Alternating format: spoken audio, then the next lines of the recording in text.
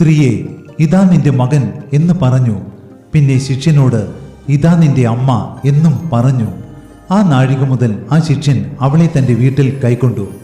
യേശുവിന് സഹോദരന്മാരും സഹോദരിമാരും ഉണ്ടായിരുന്നു.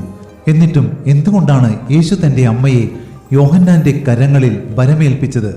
അതിന് കാരണം യേശുവിനോടുള്ള അവൻ്റെ സ്നേഹം അത്രമാത്രം ഗാഢമായിരുന്നു.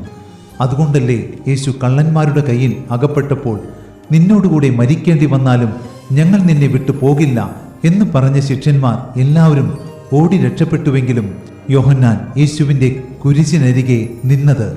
അതുകൊണ്ട് തന്നെയാണ് പിന്നീട് സ്നേഹത്തിൽ ഭയത്തിനിടമില്ല, പൂർണ്ണമായ സ്നേഹം ഭയത്തെ ബഹിഷ്കരിക്കുന്നു എന്നവൻ എഴുതിയത്. ആകയാൽ ഇനി ഒരമ്മ തൻ്റെ കുഞ്ഞിനെ സ്നേഹിക്കുന്നത് പോലെ നമുക്ക് ദൈവത്തെ സ്നേഹിക്കുവാൻ സാധിക്കുന്നതിനു വേണ്ടി പ്രാർത്ഥിക്കാം.